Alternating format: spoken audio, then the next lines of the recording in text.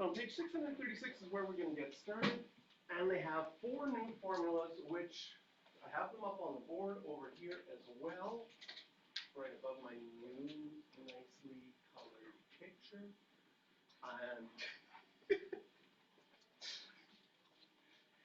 I think they're the scariest looking formulas that are on your formula sheet because they look the biggest, but they are actually quite easy to use. These are the sum and difference identities, but they act differently than what you would think normally. So normally, this is the number one mistake that happens with sum and difference inside of sine and cos if you had two angles. So let's say you want to go radians or you want to go degrees this morning. What degrees? You're feeling degrees? So let's say I had 70 degrees plus 32 degrees. Well, the problem with degrees is you would probably be able to add them up and say 102 degrees. Let's do one of them as x. So you can't add them. So let's say you have 70 degrees plus x. Okay? The number one mistake, and it's understandable that you make this mistake, but you would think, oh, I will just do this because this is what I always do in math. And my teacher says, well, if it works once in math, it should always work in math.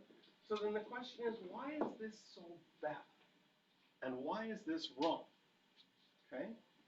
Because doesn't this look like you should be able to distribute? You've distributed all the time in math. Why doesn't it work here? And the reason it doesn't work here is distribution works if what is out in front, new seating plan. And in the new seating plan, you are in this row.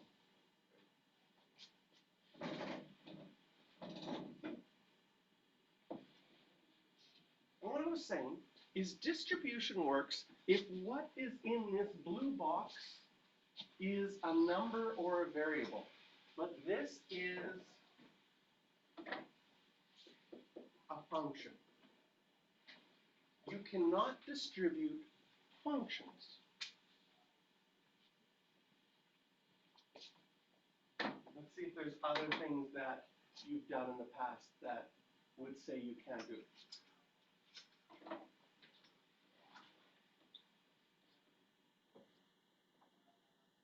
It used to be in computer notation, the square root would just be a little tiny thing out in front. And that means the square root of the whole thing. The square root of the whole thing is not equal to the square root of both things separately.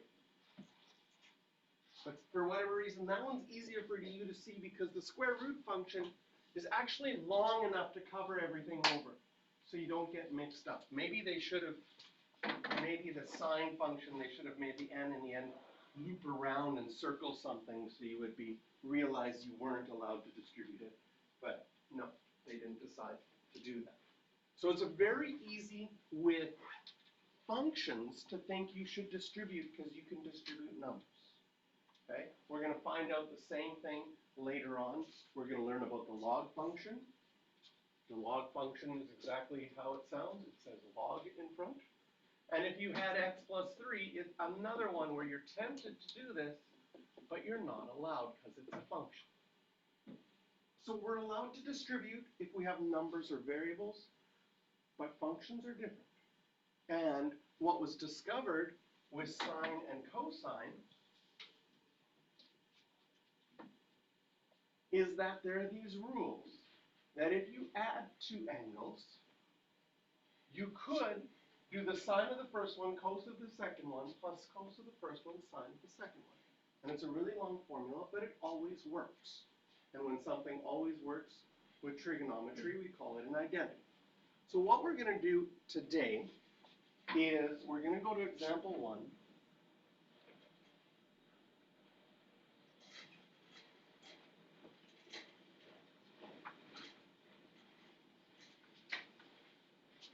And we start off, actually we're going to do it in a different order. We're going to start with example 2. And we're going to just start off by practicing these identities. And one of the things that you're going to have to get good at with the bigger identities is recognizing when you have either the right-hand side or the left-hand side of an identity. So we have to have them somewhat memorized. And we also need to have them memorized if we're doing the AP Calculus next year. So having them somewhat memorized this year is going to help us for next year when you need to have them completely memorized. So in part A, you say, hey, I see sine cos minus cosine. I see a bunch of sines and cos. I should take out my formula sheet, and I should look on my formula sheet if there is ever, I'm going to write it out here,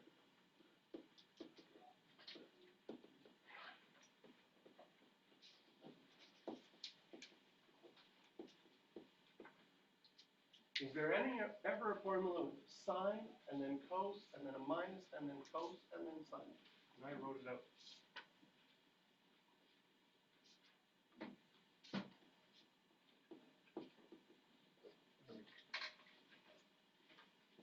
So since there's a formula that matches it, we would go here and say, well, I don't have alpha, I have 8x instead of alpha. And above the cos, I have 3x instead of beta.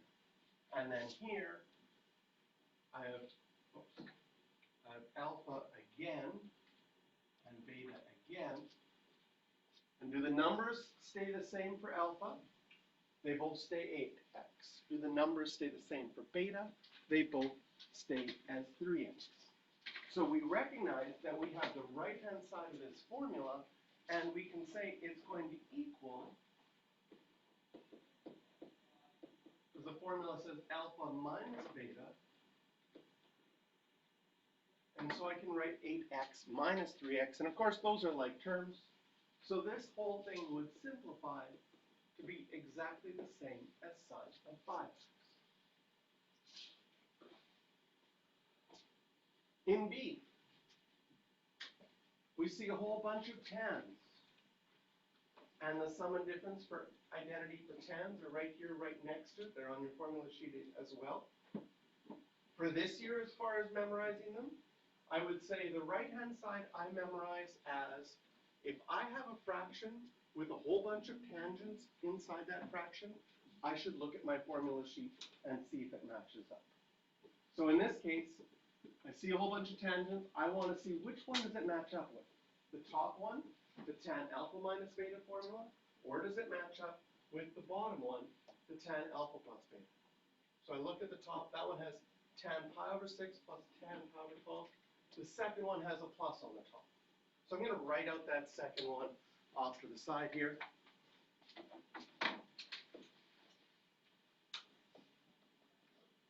Tan alpha plus beta is equal to tan alpha plus tan beta over 1 minus tan alpha tan beta.